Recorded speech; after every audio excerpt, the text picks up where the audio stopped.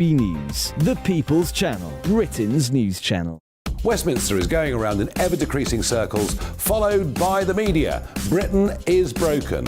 How on earth did we get into this mess? But more importantly, how do we get out of it? Join me at 7 p.m, Mondays to Thursdays on Farage. Here on GB News, we will have open, rational debate. We've got to work out how Britain moves forward from this. Join us here on GB News, the People's Channel. Britain is watching.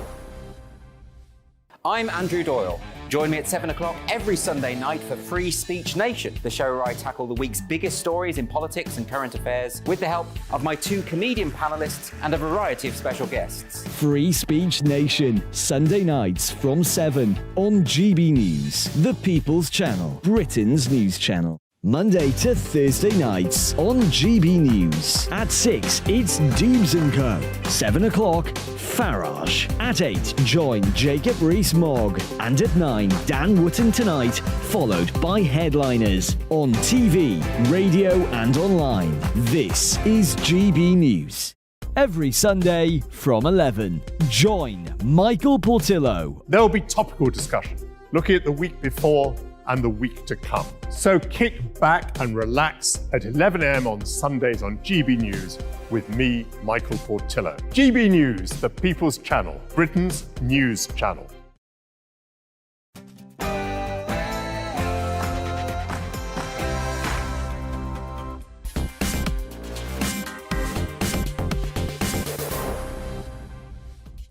Good evening. Rishi Sunak goes to Dover, gives a speech and says his Stop the Boats policy is working because the numbers are down 20%. Is it all spin from Rishi? Is it real? Or could it be something to do with the weather? All of that in just a moment, but first, let's get the news with Polly Middlehurst.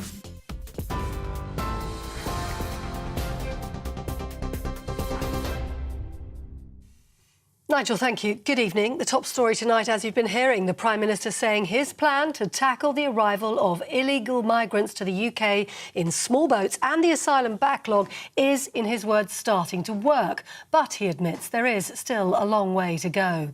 During a speech he gave in Kent today, the Prime Minister said small boat crossings were down 20%. Rishi Sunak also announced a further 2 barges to accommodate a further 1,000 migrants, but would not comment on where the barges would be located. The Prime Minister says the government's using every tool at its disposal to tackle illegal migration.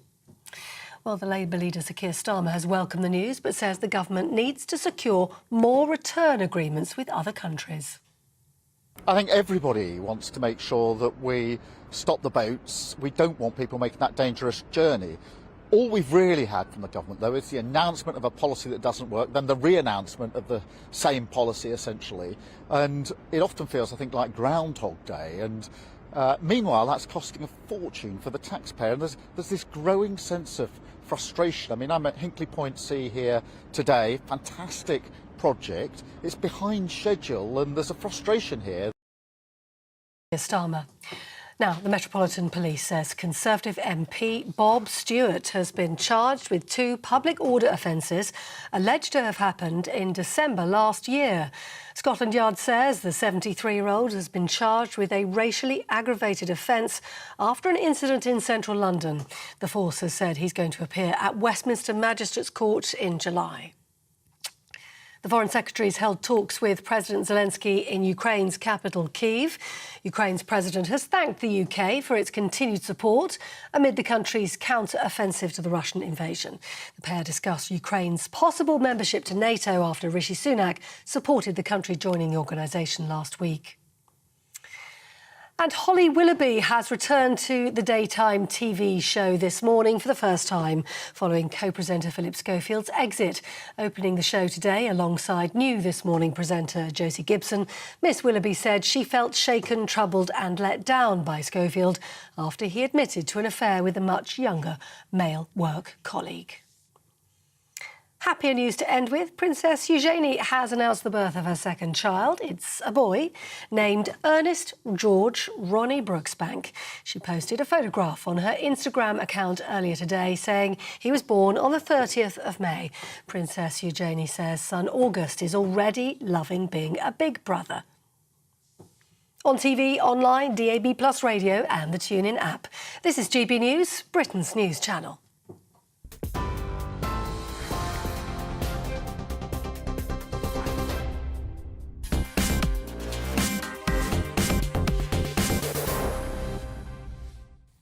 So Rishi Sunak goes to Dover. And remember, this is the man who's made some big key pledges.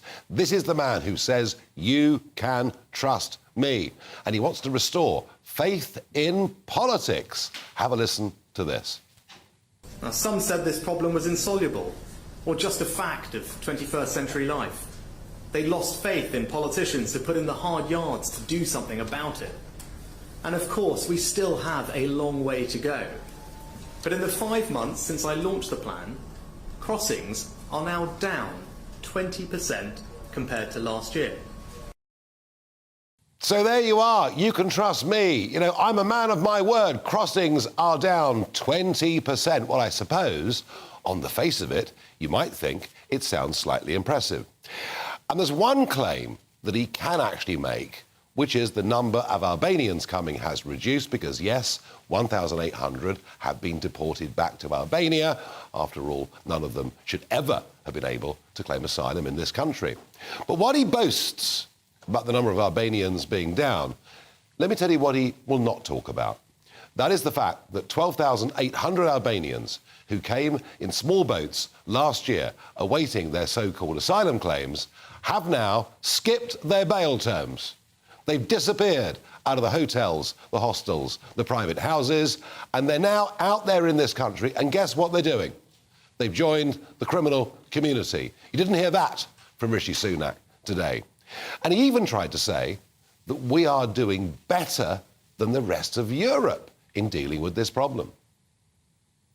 Crossings elsewhere in Europe are up by almost a third over a similar time period, and yet crossings into the UK are down by a fifth. I think that should tell us that something is going on here, and that's the result, I think, of the actions that we've put in place, and there's a range of different actions that we've put in place that are contributing to that.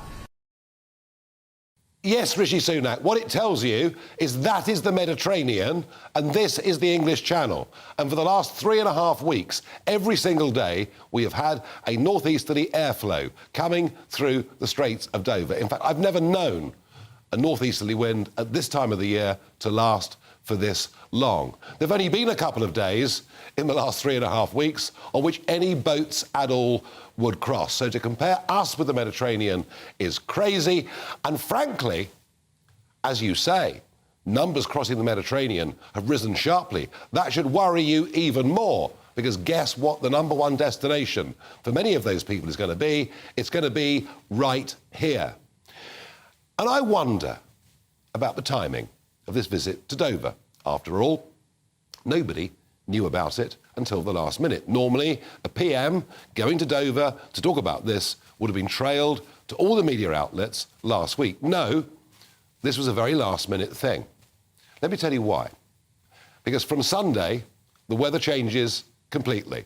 It's the end of the big anticyclone in the North Sea. It's the end of the strong northeasterly breezes. If the forecast is anything like right, from this Sunday, we will have 8 to 10 days of absolutely, perfectly calm weather. We know there are many, many thousands, possibly even tens of thousands, from Dunkirk right the way down west of the Touquet to Burke, waiting to cross. We also have good intel that up to a month ago, they were struggling for engines, or the engines they were getting from China were substandard. We're told that problem has been solved.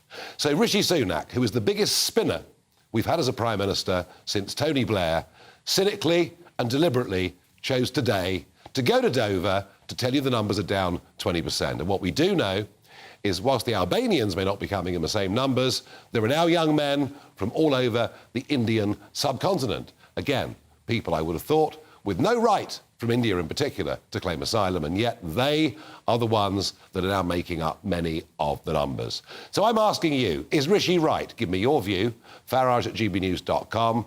I think, frankly, this is pure, cynical politics from a Prime Minister who may be good at spin, but frankly, I don't think is going to deliver very much on this at all. Joining me is Tony Smith, former Director General of the UK Border Force, who is now Managing Director of Fortinus Global. Tony, down 20%. It's a huge win. That's what he says. Well, I'm not quite as pessimistic as you are, Nigel, about this. You know far more about the weather than I do. You've got a sailing boat out there and you're out there regularly. But be thankful for small mercies, Nigel. We were anticipating potentially double, if not treble, last year's figure, weren't we? And actually, if we're 20% down up until now, till the end of May, that's pretty good. And he is right. External EU border, 30% up. And you know, the Central Med route quadrupled in the first 3 months, 4 months. So that's an awful lot of people getting into the Schengen zone, but they're not all getting across the English Channel and Tony, arriving here. I disagree with you, but I think to say the numbers are 3.5 times higher crossing the Med, but it's not happening here is a good thing. I think this is a fool's argument. What it means is the numbers coming into Europe are going through the roof, and many of them will be headed for this country. So, no, I don't agree with you at all on that. And I promise you, it wasn't just May in which the weather was bad. It was March for almost the whole of the month. Barely a boat came. So, look, whether it's 40,000, 50,000, 80,000, I've no idea, you've no idea. We were expecting a very big number.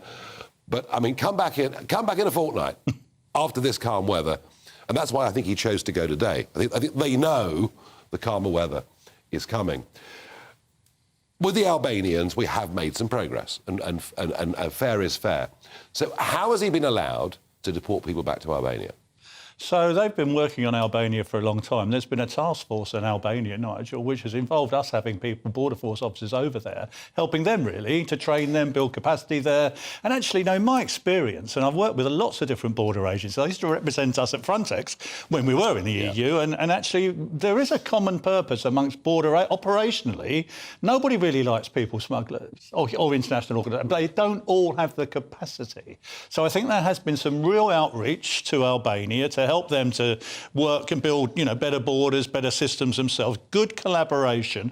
And the key, which I've said to you before, to all of this is returns. We have to start returning people because up until recently, we weren't removing anybody who was coming by small boat. We have now, all right, it's only 1,800, and you can say, well, there's thousands that haven't gone. Well, there's 12,800 have skipped bail and are on the run. Indeed, Nigel, but we've never been able to remove all the illegal immigrants that come. In my 40 years' experience, that's never happened. It is about being able to get removals going and get that message out there to people who want to come, who are thinking about it, or on TikTok, looking up the possibilities of paying €5,000 to get in a boat from Calais to Dover to find yourself back in Tirana. Weigh up the odds. Is it better off actually trying somewhere else in the EU to stay there?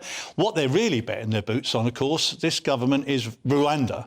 That's the real trigger for me because, as you know, that case is still in the Court of Appeal. It's been in the courts for a very long time now.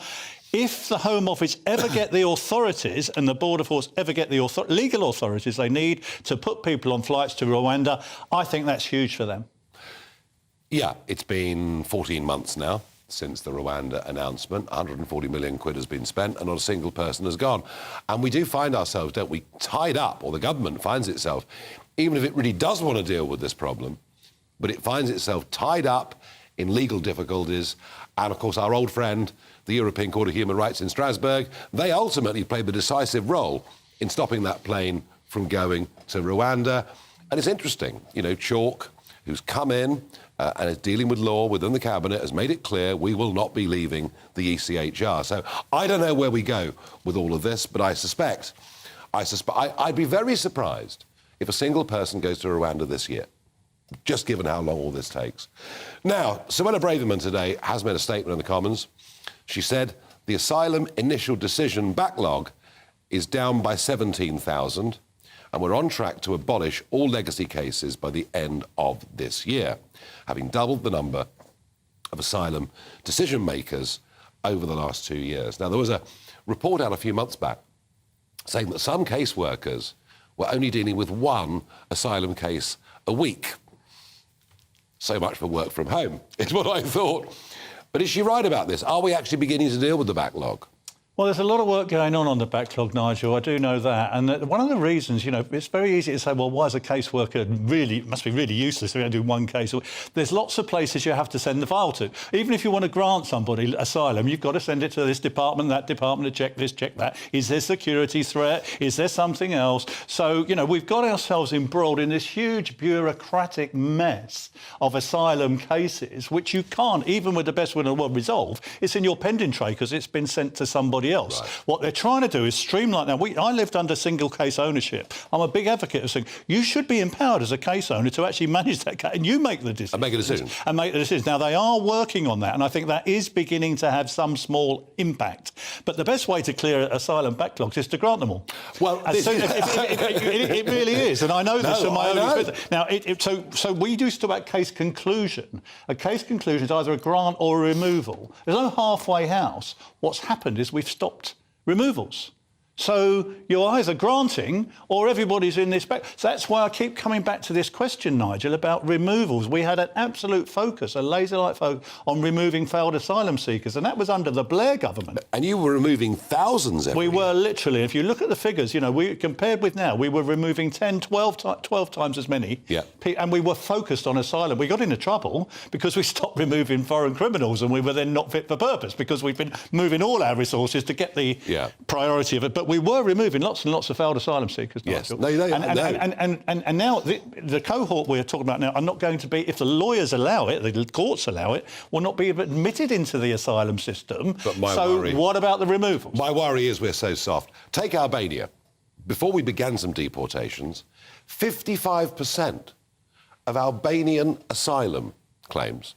This, a safe country, an EU applicant country, a holiday destination for tens of thousands of Brits every year, and we passed 55% of those claims. Germany passed none. France, I think, was in the low teens. So, yes, Suella Braverman can get rid of the backlog if everyone's allowed to stay, which I have to say I do find slightly depressing. Where do we go from here? We just wait for the courts, do we?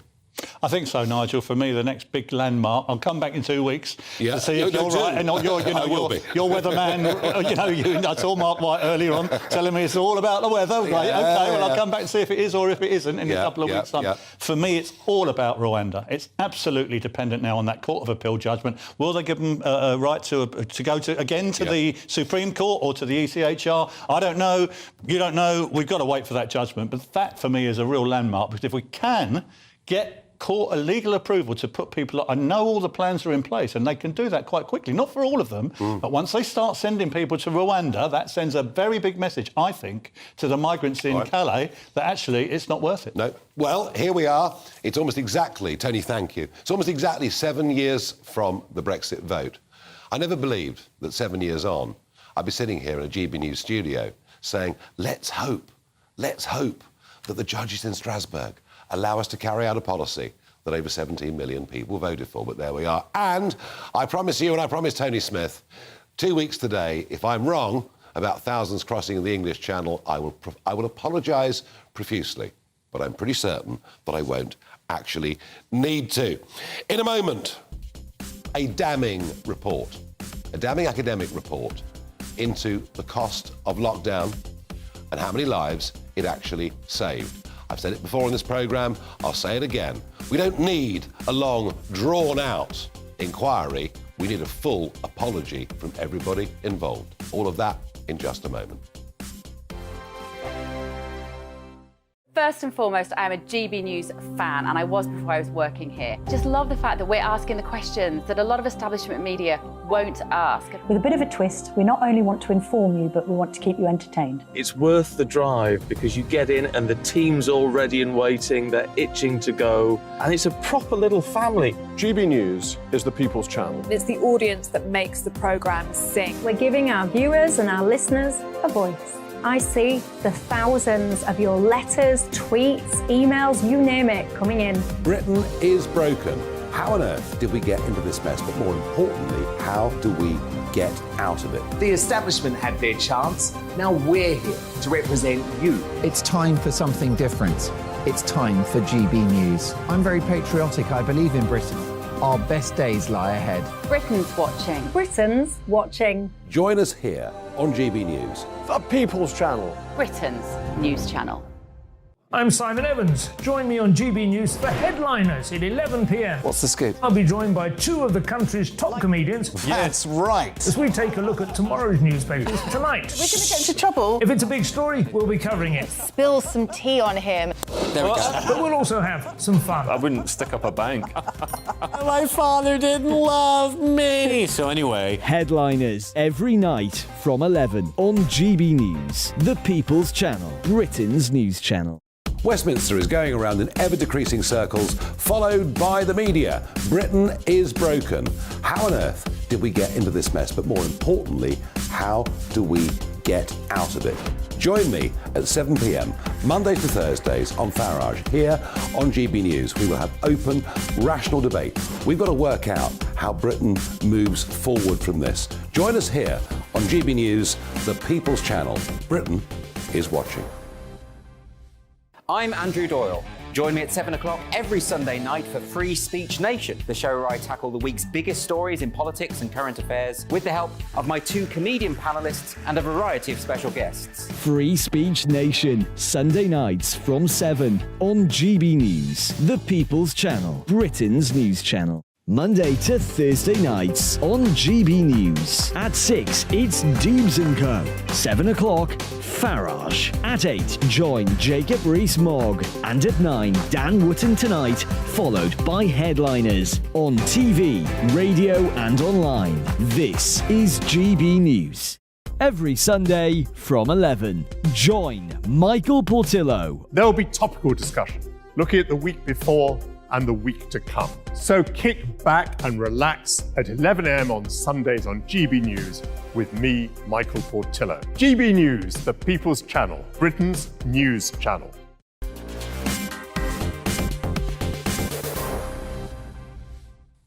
I asked you, is Rishi right to say the policy is beginning to work as the numbers that are across the channel is down by 20%? Well, is it all just spin? Because I think it is. Barbara says to me, I think Rishi is trying to pull the wool over our eyes. Susan says, gosh, this is a bit strong. No, he's a liar and a fake PM. No one voted for him. Strong opinions there from Susan.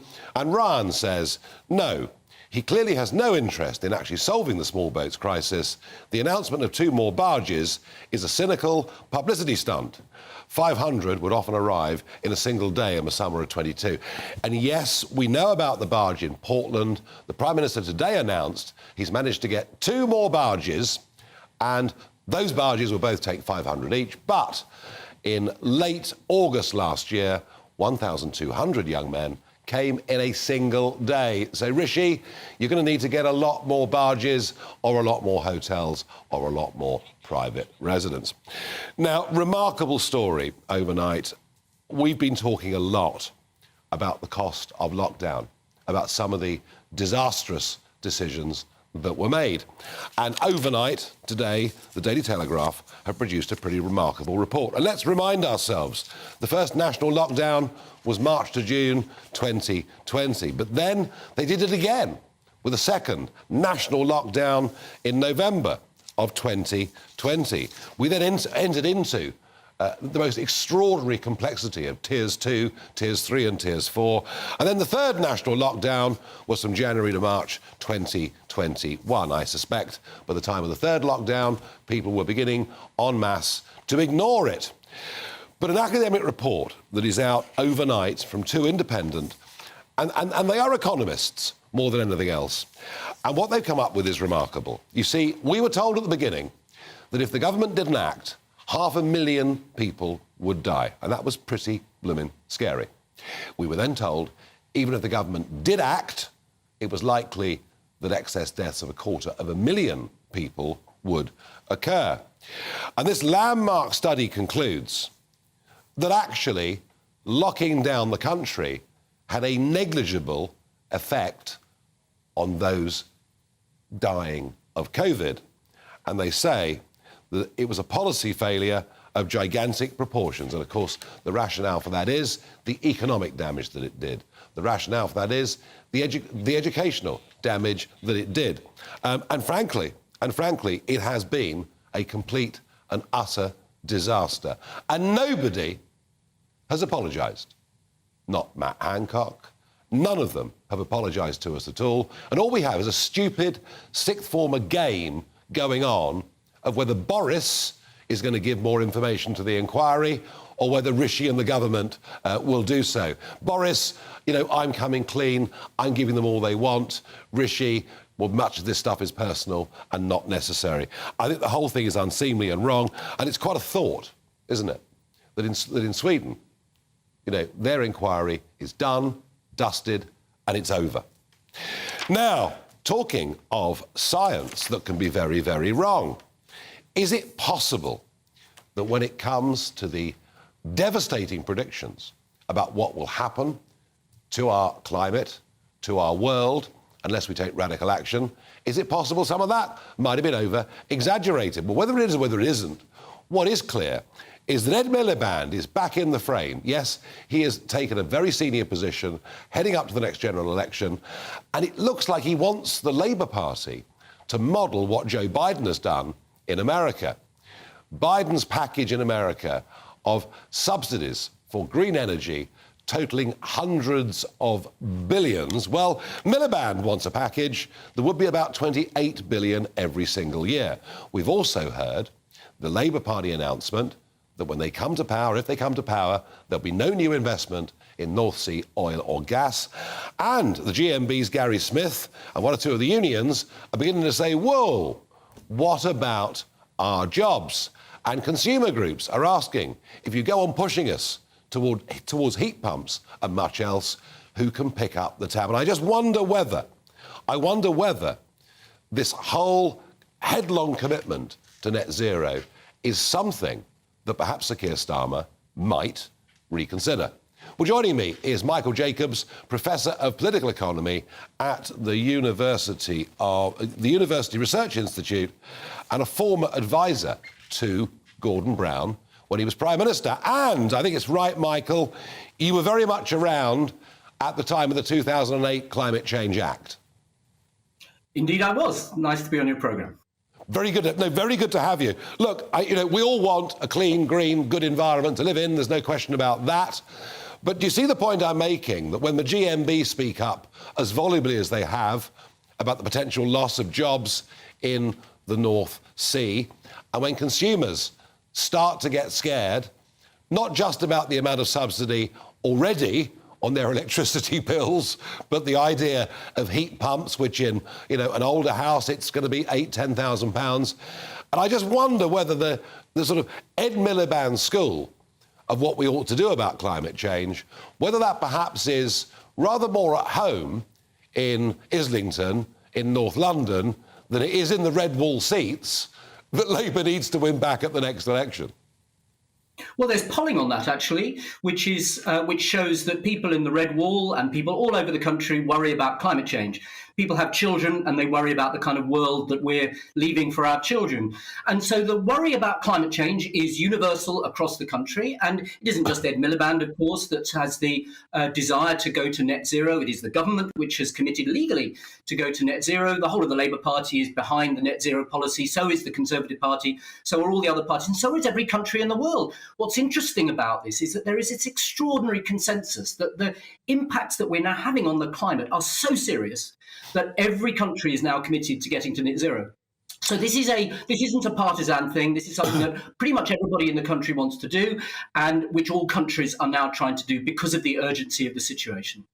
Yeah, and there was a consensus, actually, everywhere apart from Sweden and the state of Florida, maybe Texas, that locking down was the only way to deal with coronavirus, and that turned out not to be right. I mean, when you say there's huge support for climate change policies, well, not when you tell people what it's actually going to cost them, and not when you explain to people, The cost is coming from fossil fuels. The reason we have record energy bills and people under such pressure from the cost of living crisis is because of fossil fuel prices. It's because gas and oil prices have risen so much.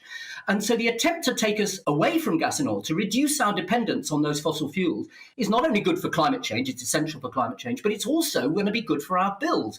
So I find this really an extraordinary argument. Well, hang on a second. In some way, you cannot want the high prices. Let me finish. You cannot want the high prices, but then you also think that it's really important that we have more oil and gas. It's the oil and gas prices which are causing the terrible inflation and cost of living crisis that we have now. The price of gas is now lower than it was before Putin invaded Ukraine. Yes, commodity prices can be volatile. I get that.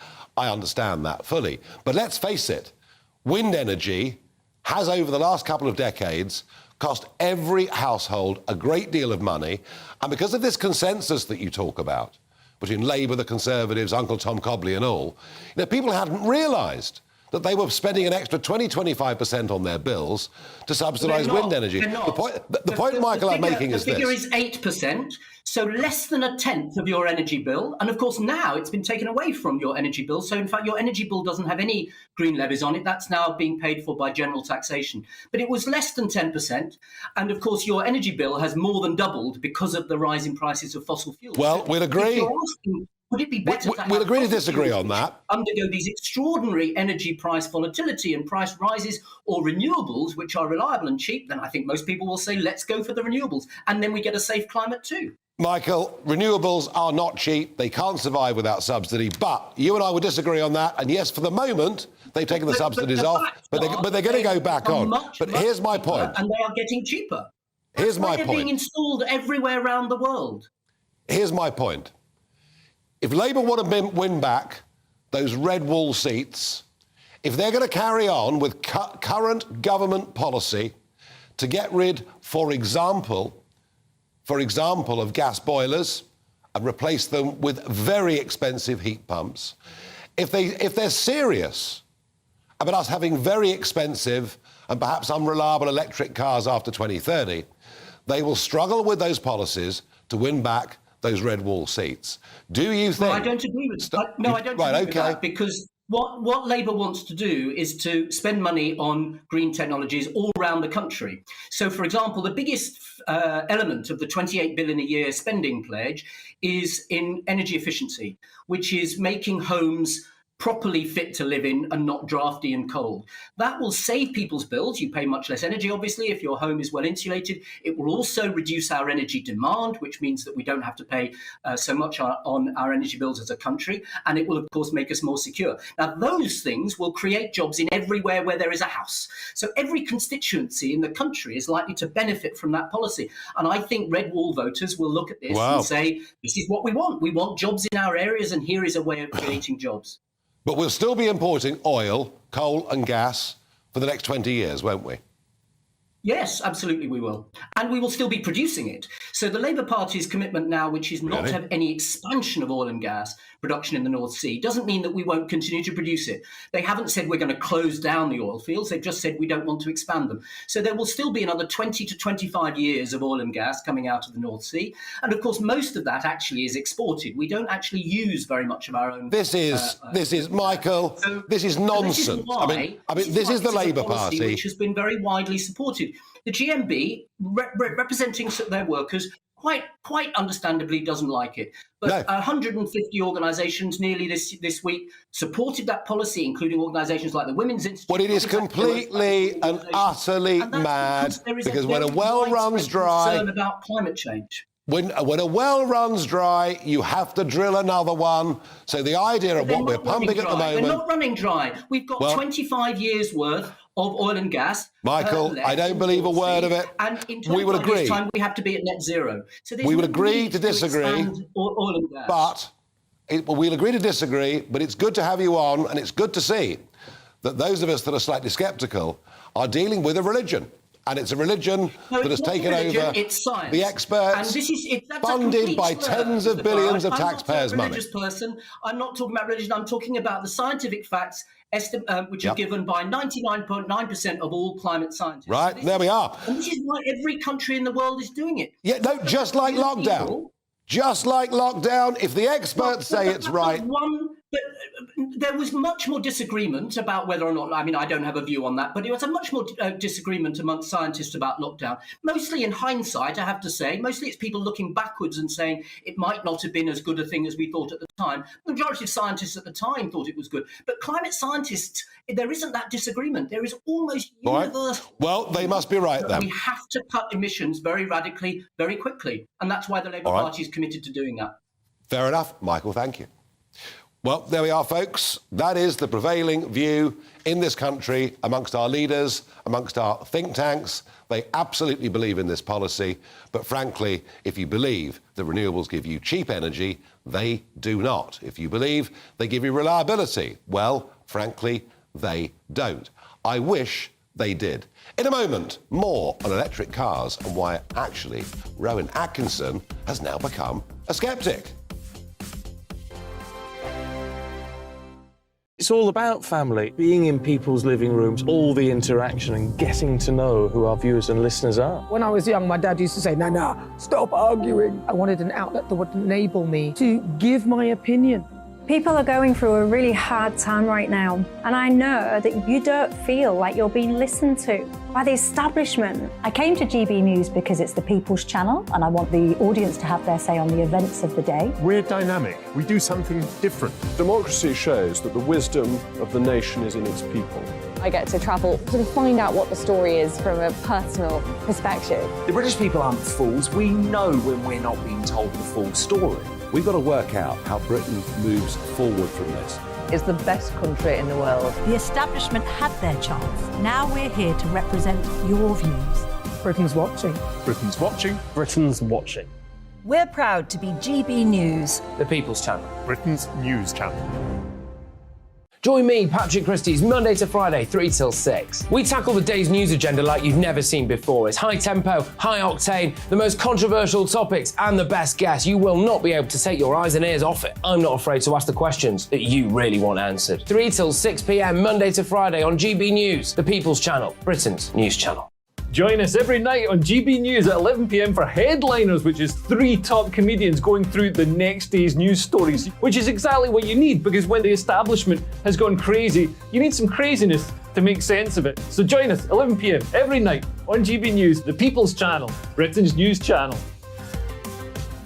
Join me, Camilla Tominey, on Sunday mornings from 9:30, taking the politicians to task and breaking out of SW1 to see how their decisions are affecting you across the UK. Bursting the Westminster bubble every Sunday morning, only on GB News, the People's Channel.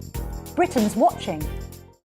I'm Jacob Rees-Mogg, the Member of Parliament for North East Somerset and a former government minister. For years, I've walked the corridors of power in both Westminster and the City of London. We need to have the arguments, the discussions on how we make it better. Crop failures, famine, war, suffering on a scale completely unimaginable. We are putting the cart before the horse. As Charles I said at the scaffold, he was the true defender of liberty. Yeah, I've completely derailed the conversation. Join me Monday to Thursday at 8 p.m. on GB News, Britain's news channel. The Jubes and Co, we tackle the issues of the day with real, robust debate, both sides of the fence, battling it out with me in the middle with my forthright opinions and views. And often really interesting things happen because you start with a position and then by the end of the debate you find actually, well, I might not have thought about that one. What we need in this country is 2 new political parties. You should maybe think about doing a 2024 calendar. I'm Michelle Dewberry and I'm keeping you company right through until 7 o'clock this evening. GB News, the People's Channel, Britain's watching.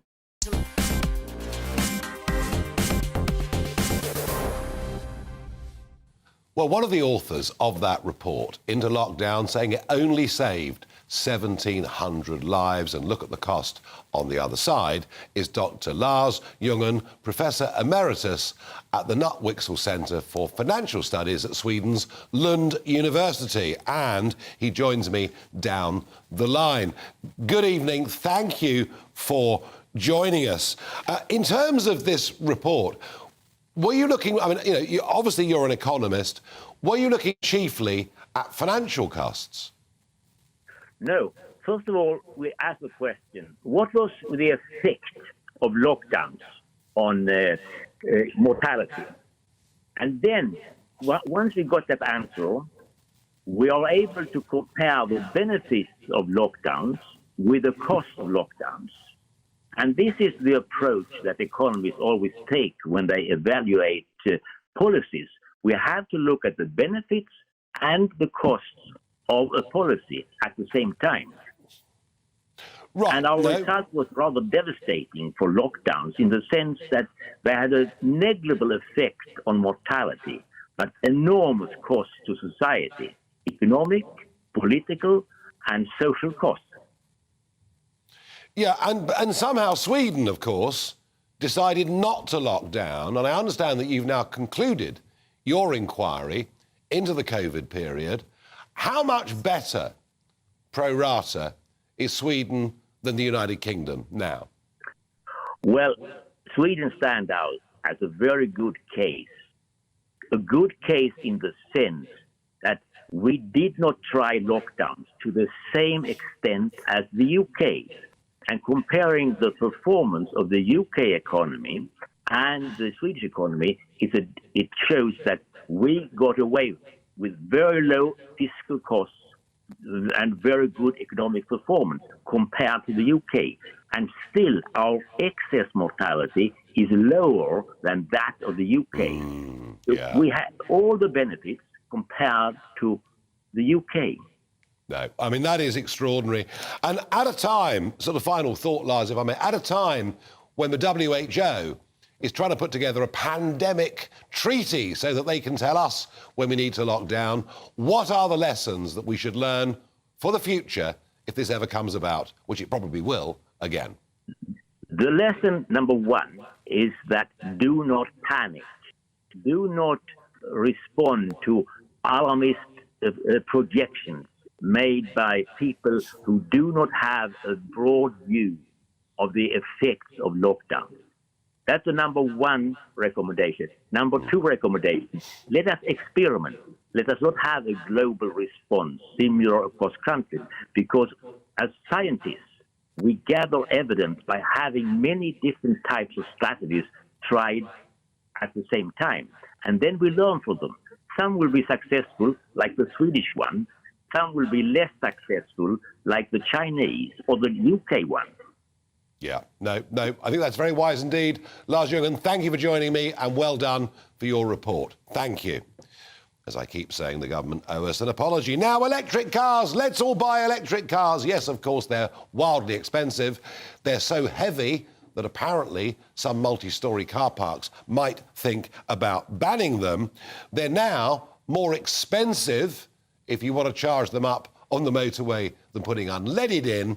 And Rowan Atkinson, who's bought one of these very expensive cars, now realises that actually they're not even really green at all. And why is that? Well, it's because of all the minerals that go into the batteries. The very same people that object to us opening up a coal mine, an anthracite coal mine in Cumbria, but who are all for electric cars, don't seem to understand that that means vast amounts of mining all over the world. I think Rowan Atkinson is right to be sceptical. And let me promise you, we will still be making cars. We will still be making internal combustion cars after this ludicrous date of 2030 set by Boris Johnson. And a final What the Farage moment. You know, we're told by the academics and experts in London that bobbies on the beat make no difference. And yet, in the little seaside town of Maryport, up in Cumbria, a bobby has been back on the beat. And guess what? Antisocial behaviour has dropped by nearly 50%. So it does work. In a moment, I'll be joined by a campaigner. Ingrid Newkirk has been campaigning for over 40 years for the animal rights group PETA. Now, she and I may not agree on everything, but we're both campaigners. We're going to find out in a moment what her motivations are, what she thinks her achievements are, and what the future for us all is if PETA were to get their way.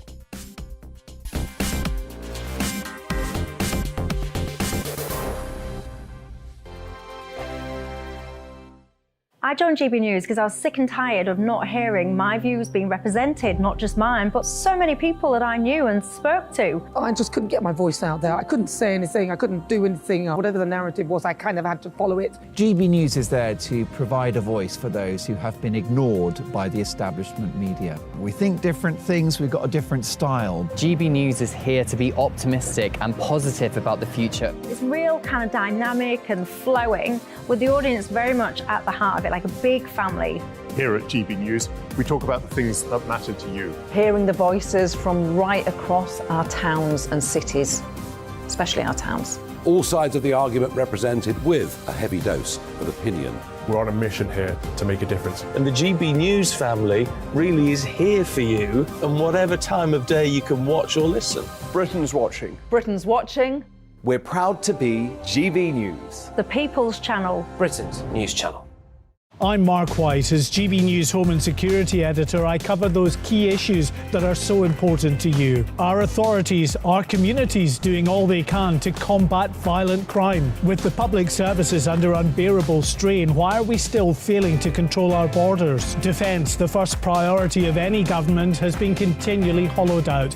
Can we trust our politicians to protect the armed forces? Join me, Mark White, on GB News. Monday to Thursday, 9 p.m. till 11 p.m. Join me, Dan Wootton. I'll bring you the sharpest takes and hottest debates. Do you not believe in prison? I don't believe in prisons. I'm completely stunned. I guarantee you there'll be no spin, no bias, no censorship. I actually was personally quite offended by it. And no reason to go to bed. So I guess they've always been quite woke. That's Dan Wootton tonight on TV, radio and online. Monday to Thursday from 9 p.m. till 11 p.m. on GB News. The People's Channel, Britain's news channel. You've probably seen politicians interviewed 1,000 times, but we do it differently. We find out who they really are, we don't shout, we chat, and hopefully we bring a bit of light, not just heat. Did you know Kate Moss? Apparently. Do you have a pair of jeans or a pair of jeans? No, of course I don't. What would I do with them? My friends were like, oh my God, what's she doing now? Join me every Sunday at 6 for Gloria Meets, only on GB News, the People's Channel, Britain's news channel. Start the day with GB News. We catch up on all the big stories you didn't hear the night before. And take a look at what the world's talking about this morning. That's right, Monday to Thursdays from 6 o'clock. It's Breakfast with Eamon and Isabel. Straight after breakfast, join us, Bev Turner and Andrew Pearce. We're going to take you through till noon. We'll be tackling the big topics of the day, including the things that the other channels just won't talk about. If it's happening here. Wake up to mornings on GB News, the People's Channel. Britain's news channel.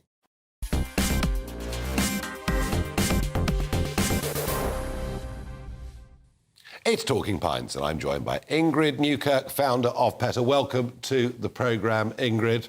Cheers. Cheers. Now, I've been a long-time campaigner. I getting on for 30 years. My political campaign's about the European Union. You've been going longer than me. And PETA, this organisation that we do hear quite a lot about, you've been going since 1980. Yes. What motivated you to first get going with this campaign? Well, I grew up, I cared about animals. I was born in Surrey, and we had a dog in the house, and I, thought of the dog as a friend or a brother or something like that. If anybody had hurt him, I would have been angry. Mm-hmm. But over time, I saw different things. I found a pig who was suffering abandoned on a farm, and I was a law enforcement officer. So I took the pig to the vet, and on the way there, I was thinking what I was having for supper, and I realized that I had defrosted some pork chops, and it occurred to me that I'd never been to a slaughterhouse, but they can't be very pleasant places.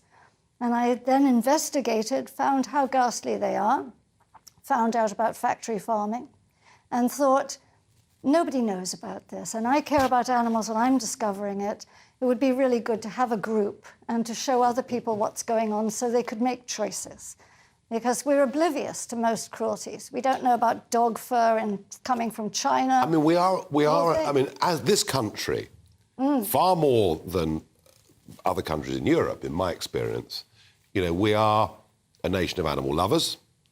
We are incredibly kind to our pets. You don't generally see strays wandering all over the place as you would do in many European towns and cities. Look, I think this debate, this conversation about food, where it comes from, I mean, yes, of course, that's an ethical choice that individuals make and have always made.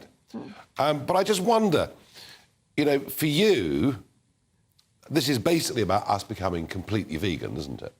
It would be nice because, I mean, if you think about, you care about animals, you go to Vietnam, they eat monkeys and they eat dogs, and we're appalled, as we should be. But if you go to an abattoir here or in any other country, you find chickens and pigs and cows. They're absolutely petrified. They're hung up usually by one leg. They have all the weight on their bodies dangling. They're in misery, and they have their throats slit. Often they're not stunned, or they're not properly stunned if they're stunned. And I don't think the average person who would be like me, who grew up as a meat eater's meat eater, eating my way basically through the animal kingdom, would go and see that and then think, oh, that's all right, I don't care about it. What about fish? What about fish? Well, I mean, funny-looking animals. In Ingrid's world, you know, we're not going to have steaks. The Sunday roast's out the window. Can we eat fish in Ingrid's world? No, we can eat other things that taste like the Sunday roast. You know, I love steak tartare. I love all these sort of things, these very meaty things, liver and onions. And I've changed. So do I. But I have changed because I have found that I can eat foods that are very tasty, that I do like. I don't have to sacrifice anything. But I don't want to be cruel to animals because I was raised to think that cruelty to animals was wrong, and most of us are, and that you should be kind. And so the whole group is saying, look, it's not so narrow as you think. It doesn't mean just don't kick the dog or starve the horse. It goes beyond that into these places where most people never visit and never see. No, I understand the slaughterhouse point, and I think most people don't want to know about it. And I think that's probably true. But where I start to sort of really, and I agree, it's your choice, and as it should be mine, and that's in a free society how we should live. But, you know, you basically wouldn't have us keeping pet dogs and cats either, would you? I wouldn't have us breeding them. You know, we've got this situation now at Crufts, where one of the winning dogs is one of what we call breathing impaired breeds. They're pugs, they're French bulldogs, they're all these little dogs who've been bred to have basically no nose. And you don't even think about that until someone points it out. No, I mean, that is an extreme example, but, you know, they're everywhere, Nigel. They're absolutely but I mean, there are millions of us that keep pet dogs and pet cats, and we find the animal rights extremists. That's fine with you. With Animal Rising, they'd stop even that. Well, the way I would agree with them is that we have shelters and refuges, like Battersea Dogs Home. They're full of animals. They're overflowing. They can't find enough homes. And so if we're breeding or we're buying from Korean puppy mills, sending dogs into this country as if we need them... Look, there are bad practices. I get there are bad practices. I understand that. Yeah. And I don't want to see them either. Now, you famously have, you know, stripped off all over the world with your protests. Don't tell people that when I'm 74. Middle-class girl from Surrey, you know. But you've also given support to groups like the Animal Liberation Front, who are violent, who are threatening, who have used tactics akin to terrorism. And my big question for you is this. We know protests can be effective. You know, the suffragettes had a protest. Yes. Now, albeit the First World War and munitions factories really got them the vote more quickly. But they were campaigning to have a voice in the democratic process.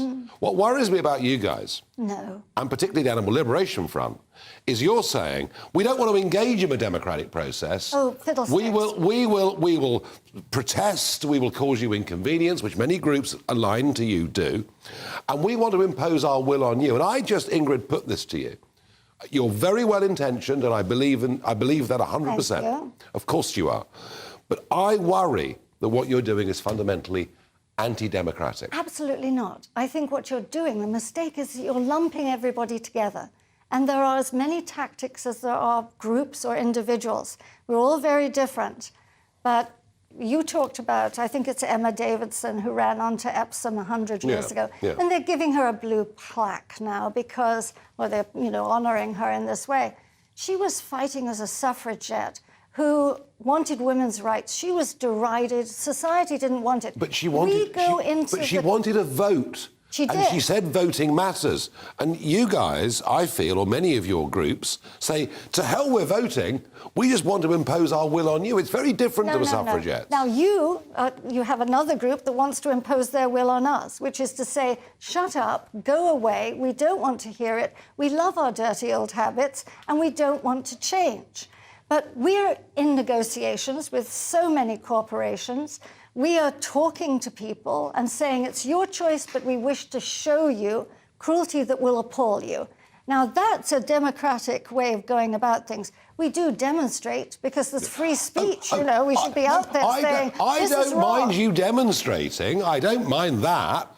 I just don't want people walking down the roads and tying themselves to gantries. That's a different organisation. I know it is. I know it is. I know it is. It may be unfair to lump you in with all of them, but they really do annoy me. Ingrid, look, I see the sincerity of who you are and what you are. And I have to say, I found this conversation with PETA a lot more pleasant and a lot more grown up than I've had with other organisations in recent times. I want to say thank you for coming on the programme. Thank you very much, and here's the kindness. Thank you. Of course. Now, Jacob Rees-Mogg is going to be up next. Jacob, what have you got for us this evening? Well, I'm going to be talking about this extraordinary report in the Daily Telegraph that lockdown actually was ineffective. So we went through all that pain, all the mental anguish, we closed the schools and saved remarkably few lives. And to discuss that and what the inquiry is doing, because I'm worried that the inquiry, from the 150 questions it asked Boris Johnson, is focusing on whether the lockdown should have been tougher. And the evidence now seems to be the reverse. Well, I think you all owe us an apology, Jacob. You too, because you were part of that government. I was part of that government and I was bound by collective responsibility. That's absolutely true. Yeah. You know how the system works. Yeah, absolutely. We look forward to that. Now, in a moment, the weather. Of course, the Prime Minister not being an expert on the weather. Rishi, I promise you the weather will tell us it'll be windy in the Channel again tomorrow. Hello again, it's Aidan McGivern here from the Met Office with the GB News forecast. Cloud becomes widespread once again overnight. Clearest skies will remain in the west, and then that will lead to sunny spells again becoming widespread during the day on Tuesday. But high pressure remains in control of our weather. That's why it's settled. It's mostly dry, but there is a thickening of the low cloud through the evening. And overnight, we'll see that cloud creep westwards. It'll be thick enough in 1 or 2 spots to give some drizzle, most likely East Midlands, parts of the East Coast, but otherwise it's a dry and settled night for many, albeit increasingly cloudy. Clearest spells towards western areas, perhaps the odd mist patch for Northern Ireland as we wake up on Tuesday, but they will quickly disappear. And then the sunny skies in the west will nibble away at the fringes of the cloud, and so that cloud will progressively ebb back towards the North Sea coast. I think it will remain across parts of central and eastern Scotland, Yorkshire, Lincolnshire, Norfolk. Here, temperatures 12, 13 Celsius at best, but where we've got the warm, sunny spells further west, Wales and the southwest, 22 Celsius likely. Tuesday evening, then, the cloud returns and it pushes westwards through the evening and overnight. Again, clearest skies remaining towards Northern Ireland.